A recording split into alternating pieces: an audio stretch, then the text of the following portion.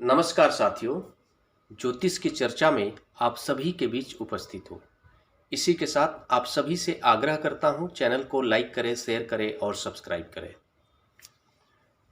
आज की चर्चा का विषय है लग्न में, द्वितीय में, पराक्रम में एवं सुख भाव में सूर्य जब रोहिणी नक्षत्र में विराजमान होते हैं तो इसके क्या प्रभाव होते हैं, इसकी चर्चा करेंगे। सूर्य जब लग्न में रोहिणी नक्षत्र में बैठेंगे तो फिर लग्न जो होगा वो वृषभ लग्न का चार्ट होगा। अगर वृषभ लग्न का चार्ट होगा तो ही सूर्य रोहिणी नक्षत्र में बैठ सकते हैं। रोहिणी नक्षत्र के चारों चरण वृषभ राशि के अंतर्गत आता है। रोहिणी नक्षत्र के स्वामी ग्रह चंद्रमा होते हैं।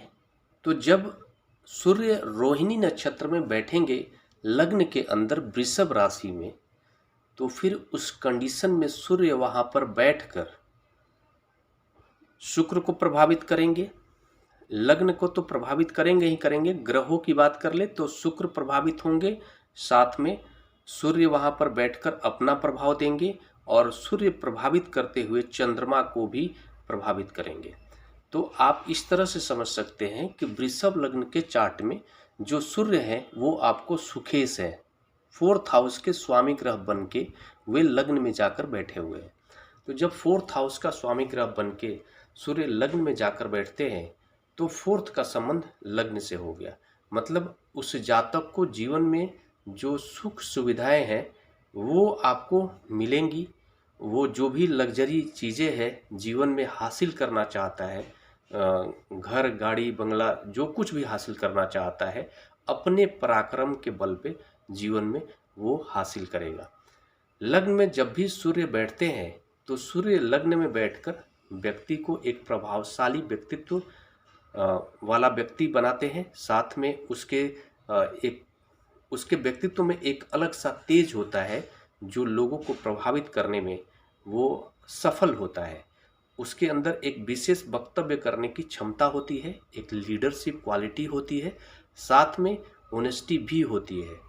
चंद्रमा के नक्षत्र में सूर्य जब बैठते हैं तो इस कंडीशन में जो जातक के लग्न में बैठने की वजह से जो एग्रेशन आता है, मोस्टली सूर्य जब भी लग्न से संबंध बनाते हैं तो जातक थोड़ा सा गुस्से वाला स्वभाव का होता है, एग्रेसिव होता है, थोड़ा एरोगेंट होता है। लेकिन यहाँ पर चीज़ें थोड़ी कंट्रोल हो जाएंगी। इसका कारण यह है कि सूर्य यहाँ पर रोहिणी नक्षत्र में बैठ रहे हैं। तो रोहिणी नक्षत्र में बैठेंगे तो रोहिणी नक्षत्र के स्वामी चंद्रमा हो गए। चंद्रमा शीतलता के कारक हैं। इस वजह से उस जातक के अंदर जो निगेटिविटी है, जो ओवर अहंकार के रूप में, थोड़ा गुस्से के रूप में, उस चीज़ को वो कंट्रोल करने में कहीं ना कहीं वो सफल होगा। अगर रोहिणी नक्षत्र बैठते हैं तो इसको एक अच्छा संयोगी इस पॉइंट ऑफ व्यू से मान सकते हैं। सूर्य वहाँ पर बैठकर दूसरा जो ये परिस्थिति बनती है कि सूर्य रोहिणी नक्षत्र में बैठते हैं तो इस कंडीशन में जब वृषभ लग्न का चार्ट होता है तो जो पराक्रम का जो हाउस हो गया वो आपको 3rd हाउस हो गया, जहाँ पर 4 नंबर लिखा हुआ है। तो तीसरे हाउस के स्वामी ग्रह प्रभावित हो जाते हैं अगर सूर्य लग्न में रोहिणी नक्षत्र में जाकर के बैठते हैं, क्योंकि सूर्य फिर चंद्रमा के नक्षत्र में बैठ रहे हैं, मतलब चंद्रमा को प्रभावित कर रहे हैं। चंद्रमा को प्रभावित करते हुए वह ये परिणाम देंगे कि उस कंडीशन में चंद्रमा जो है मन का कारक होता है, तो थोड़ी सी मन के अंदर एक बेचैनी की स्थिति होगी। और कहीं ना कहीं चंद्रमा का सूर्य से किसी भी तरीके से अगर लग्न चार्ट के अंदर संबंध बनता है तो मन जो है प्रभावित हो जाता है, मन थोड़ा पीड़ित हो जाता है। इसके साथ साथ चंद्रमा जो है आपके माता का भी कारक होती है, तो माता के स्वास्थ्य पर भी इसका जो प्रभाव होता है वो आपको प्रतिकूल होता है। ये चीज़ें देखने को मिलती है। और सूर्य लग्न हाउस में रोहिणी नक्षत्र में बैठकर थोड़ा सा जातक के अंदर जो पराक्रम करने की जो क्षमता होती है उसको कहीं ना कहीं कम करने की कोशिश करते हैं वो। हालांकि इस कम पराक्रम से ही वो अपने जीवन में सुख सुविधाएं हासिल कर लेता है, लेकिन थोड़ा सा पराक्रम की कमी जरूर आ जाती है अगर रोहिणी नक्षत्र में लग्न में सूर्य बैठते हैं तो, क्योंकि पराक्रम हाउस का जो स्वामी ग्रह है वो चंद्रमा है और सूर्य खुद लग्न में चंद्रमा के नक्षत्र में बैठ रहे हैं, तो इसलिए जो है कि उस पराक्रम को थोड़ा सा कहीं ना कहीं दबाने का कोशिश करेंगे। ये तो हुआ आपका। साथ में सूर्य की जो आपको दृष्टि है वो सप्तम दृष्टि से अपने जीवन साथी के घर को देख रहे हैं, जहां पर 8 नंबर लिखा हुआ है। वृश्चिक राशि के स्वामी ग्रह मंगल हो गए, तो मंगल को भी सूर्य जो है वहां पर बैठकर हमेशा ही, सूर्य जब भी लग्न में बैठेंगे तो उनका जो नकारात्मक प्रभाव होता है 7th हाउस पर नकारात्मक प्रभाव देखने को मिलता है। जीवन साथी के साथ में थोड़े से जो है आपके मनमुटाव की स्थिति को पैदा करता है। इसका कारण जातक का खुद का एरोगेंट स्वभाव होता है, उसका खुद का एक एग्रेसिव स्वभाव भी शामिल होता है। इसी वजह से थोड़े से जीवन साथी के साथ मनमुटाव की स्थिति को पैदा करता है और पार्टनरशिप में थोड़ी सी कड़वाहट भी लाने का काम करता है। ये सारे प्रभाव आपको देखने को मिलते हैं। थोड़े से जो अंतर होते हैं जो नक्षत्रों के चेंज होने की वजह से, वो अंतर आपको समझ में आ गया होगा कि सूर्य जब रोहिणी नक्षत्र में बैठते हैं तो उसके क्या प्रभाव होते हैं लग्न में बैठकर। अगले अगर बात कर ली जाए तो सूर्य जब वृषभ राशि के अंदर दूसरे घर के अंदर रोहिणी नक्षत्र में बैठते हैं तो उसके क्या प्रभाव होते हैं। सूर्य जब वृषभ राशि में धन भाव में रोहिणी नक्षत्र में बैठते हैं तो उस कंडीशन में जो जातक का लग्न होगा मेष लग्न का चार्ट होगा। मेष लग्न का चार्ट होगा तो धन भाव के अंदर 2 नंबर लिखा हुआ मिलेगा आपको, वृषभ राशि बनेगी धन भाव में। जब धन भाव के अंदर वृषभ राशि बनेगी तो उस कंडीशन में जो पंचमेश होंगे वो सूर्य हो जाएंगे। सूर्य पंचमेश होकर के दूसरे घर के अंदर बैठे हैं। पंचमेश दूसरे घर के अंदर अगर बैठते हैं तो आप यह मान सकते हो कि जो जातक जीवन में जो भी धन को अर्जित करेगा वो खुद के ज्ञान से अर्जित करेगा, वो खुद का अपना जो ज्ञान होगा उसी ज्ञान से उस धन को अर्जित करेगा। हालांकि 2nd हाउस में जब भी सूर्य बैठते हैं तो जातक के वाणी को बहुत ही कड़वा बना देते हैं। एग्रेसिव तरीके से बात करने वाला वो जातक होता है, एरोगेंट वे में बात करने वाला जातक होता है। अपने कुटुंबों से वो संबंधों को खराब कर लेता है, उसके बात करने के तरीके से कुटुंब उससे दूर हो जाते हैं, उससे बात करना पसंद नहीं करते हैं। ये इसके नकारात्मक प्रभाव देखने को मिलता है। लेकिन चूंकि ये सारी चीज़ें जो बताई गई हैं 2nd हाउस से संबंधित, जो धन के अलावा जो 2nd हाउस जिस विषय का कारक है उन सारे विषयों को नकारात्मक प्रभाव देता है सूर्य। लेकिन अगर रोहिणी नक्षत्र में जब वृषभ राशि में बैठेंगे तो उन नकारात्मक प्रभाव में कमी आ जाएगी। जैसे जो जातक 2nd हाउस में सूर्य के बैठने की वजह से जो एरोगेंट वे में बात करता है उस बात करने के वे में थोड़ी सी कमी आ जाएगी, थोड़ा वो समझदारी से बात करने लगेगा, क्योंकि वृषभ राशि आपको शुक्र की राशि है और शुक्र 2nd हाउस के जो स्वामी ग्रह है वो शुक्र है, तो थोड़ी सी समझदारी के साथ वो जरूर बात करेगा। रोहिणी नक्षत्र में अगर बात करे बैठ जाए सूर्य तो उस चीज़ में कंट्रोल देखने को मिलता है। लेकिन फिर भी ओवरऑल सूर्य के अपने जो चरित्र है उसको वो कभी छोड़ेगा नहीं।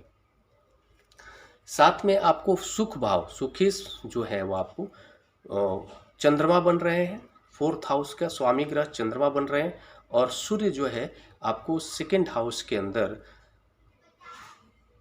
रोहिणी नक्षत्र में बैठ रहे हैं तो चंद्रमा को भी प्रभावित कर रहे हैं। तो सुखेश को प्रभावित करते हुए माता के स्वास्थ्य पर बुरा प्रभाव तो मिलेगा ही, साथ में मन के अंदर एक विशेष तरीके का आपको मतलब आप ये मान सकते हो कि जो जातक होगा थोड़ा सा बेचैन सा फील करेगा, वो थोड़ा सा अनकंफर्ट हमेशा रहेगा।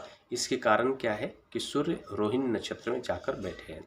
वो चाहे किसी भी घर में जाकर बैठे, सूर्य अगर रोहिणी नक्षत्र में बैठेंगे तो चंद्रमा प्रभावित हो जाएंगे ऑटोमेटिक। इसके परिणाम यह होंगे कि आपको जो फोर्थ हाउस सुखों के भी कारक होते हैं, जीवन में जो भी सुख मिलते हैं किसी भी जातक को, उस सुख के जो कारक घर होता है वो आपको फोर्थ हाउस होता है, और उसके जो घर के जो स्वामी ग्रह होते हैं इन सारे सुखों को प्रदान करने में अपनी मुख्य भूमिका में होते हैं।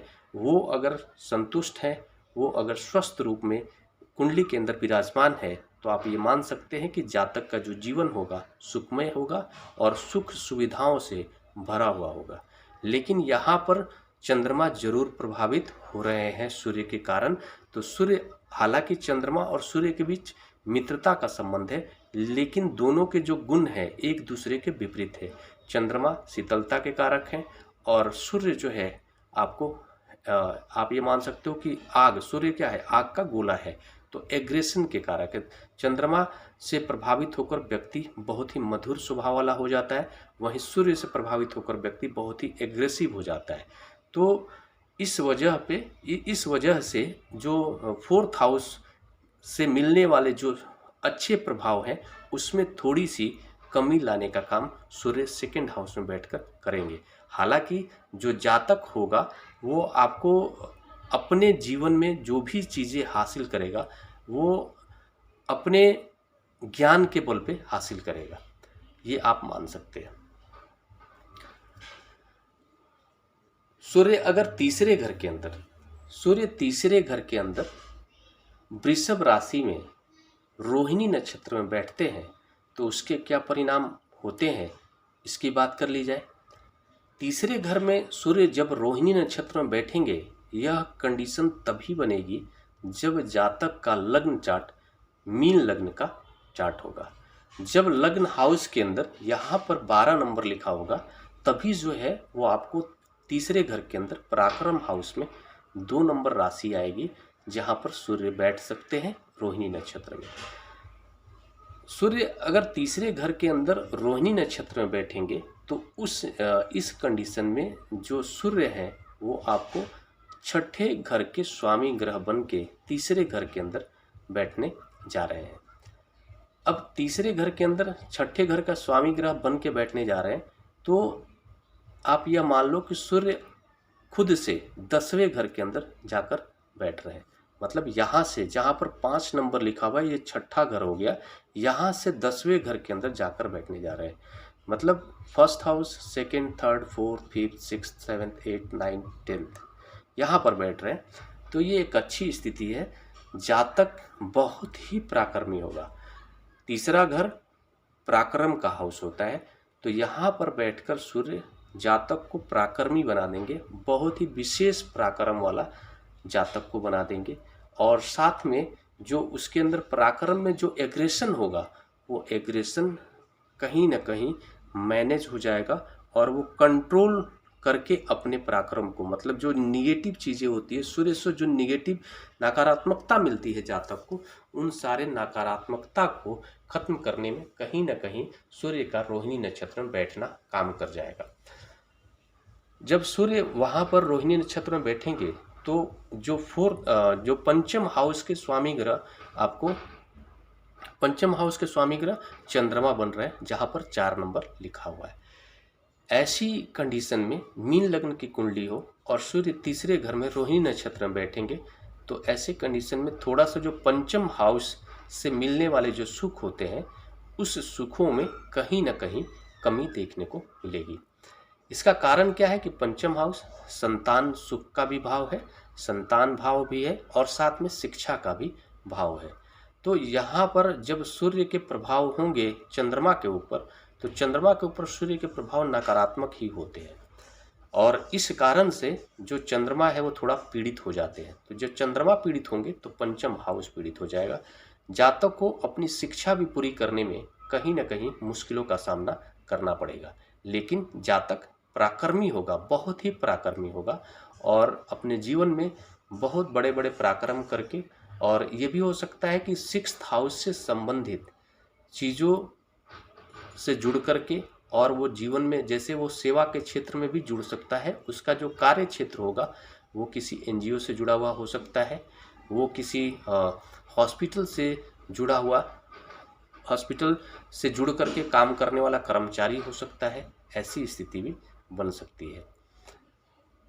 सूर्य का जो दृष्टि है वो अष्टम हाउस सूर्य की दृष्टि आपको नवम हाउस के ऊपर पड़ रही है, तो नवम हाउस के ऊपर सूर्य की दृष्टि यहाँ पर आपको सकारात्मक प्रभाव देगी, क्योंकि जो वृश्चिक राशि है, वृश्चिक राशि के स्वामी ग्रह मंगल है और मंगल के साथ सूर्य की मित्रता का व्यवहार है। इस कारण से सूर्य ऐसे भी वहाँ पर बैठकर अपनी दृष्टि डालकर उसको जो 9th हाउस से संबंधित जो प्रभाव है उसमें बल देने का काम करेंगे और कहीं ना कहीं भाग्य को उजागर करने में अपनी भूमिका निभाएंगे सूर्य तीसरे घर के अंदर बैठ करके। हालांकि सूर्य जब तीसरे घर के अंदर बैठ गया तो जातक ऐसे ही बहुत पराक्रमी हो जाएगा, तो पराक्रम जब कोई करेगा तो ऑब्वियसली वो अपने भाग्य का निर्माता हो जाएगा अपने पराक्रम के बल पे।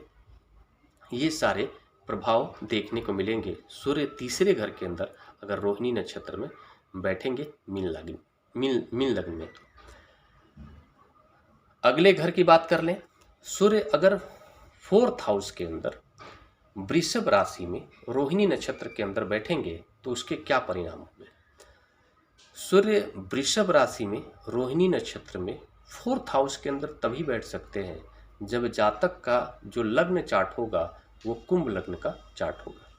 कुंभ लग्न का चार्ट होगा तो सूर्य वृषभ राशि में रोहिणी नक्षत्र में 4थे घर के अंदर बैठ सकते हैं, जो 2 नंबर राशि आएगी वो 4th हाउस के अंदर आ जाएगी। यहाँ पर जब बैठेंगे सूर्य तो सूर्य की दृष्टि, एक तो सूर्य की दृष्टि पड़ेगी आपको 10th हाउस के ऊपर। 10th हाउस कर्म हाउस हो गया, कर्म हाउस के स्वामी ग्रह मंगल हो गए, तो सूर्य 4th हाउस के अंदर बैठ करके जातक के अंदर जो कर्म को प्रभावित करेंगे और कर्म को प्रभावित करते हुए सकारात्मक अपना प्रभाव देंगे और मंगल को कहीं ना कहीं बल देने का काम करेंगे। मंगल को बल देते हुए ऐसा जातक हो सकता है कि वो डिफेंस में नौकरी करने वाला कर्मचारी बन जाए, या फिर वो सेना में भर्ती हो जाए, या फिर किसी भी सरकारी कार्यों में जुड़ करके अपना काम करने वाला वह जातक हो जाए, ऐसी स्थिति बन सकती है। इस स्थिति में जब रोहिणी नक्षत्र में बैठ रहे हैं तो चंद्रमा जो है, चंद्रमा के जो 6th हाउस के जो स्वामी ग्रह बन रहे हैं वो आपको चंद्रमा बन रहे हैं, तो सूर्य जब वहाँ पर बैठेंगे तो 6ठा घर भी प्रभावित होगा।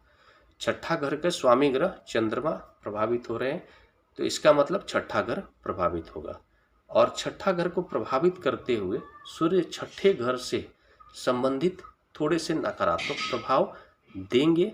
ऐसे कंडीशन में जातक को थोड़े से रोगों से दूर रहना चाहिए और उसको किसी भी मतलब आप ये मान सकते हो कि उसके बॉडी के अंदर थोड़ा सा जो टेम्परेचर लेवल होगा वो कम होगा, तो उसको थोड़ा सा जो कफ एंड कोल्ड जल्दी हो सकता है, ये स्थिति बन सकती है। जातक का अगर वृषभ राशि में सूर्य बैठे हों और कुंभ लग्न में खासकर 4th हाउस में बैठे हों और जो 6ठे नंबर में वो आपको 6ठे घर के अंदर 4 नंबर लिखा हुआ हो, ऐसी स्थिति बनेगी रोहिणी नक्षत्र में बैठने के कारण। ये प्रभाव आपको देखने को मिलेगा। इसके साथ साथ जातक को थोड़ा सा कोर्ट कचहरी से संबंधित चीज़ों में नकारात्मक प्रभाव देखने को मिल सकता है, वाद विवाद में फंस सकता है, लेकिन फिर भी ओवरऑल सूर्य नैसर्गिक रूप से चंद्रमा के मित्र हैं, इसलिए वो उलझाएंगे लेकिन फिर ऑटोमेटिक जातक उससे बाहर आ जाएगा। लेकिन इसका ख्याल जातक को जरूर रखना चाहिए, ऐसी स्थिति में उसको किसी भी तरह के विवाद से दूर रहना चाहिए। सूर्य की अगर दृष्टि हो गई और इस घर के अंदर जो पंचम हाउस 7th हाउस के स्वामी ग्रह बन के सूर्य आपको 4th हाउस के अंदर बैठे हैं, 7th हाउस के स्वामी ग्रह बन के सूर्य बैठ रहे हैं 4th हाउस के अंदर, यह अपने आप में बहुत ही शुभ संकेत है। जातक का 7th हाउस का स्वामी ग्रह 4th हाउस में बैठ रहे हैं, मतलब केंद्र हाउस के स्वामी ग्रह केंद्र में ही बैठ जाए, यह अपने आप में एक बहुत ही अच्छा संयोग हम मानते हैं ज्योतिष शास्त्र के अनुसार। 4th हाउस में बैठ करके जातक को जीवन में फोर्थ हाउस से संबंधित मिलने वाले सारे सुख मिलेंगे।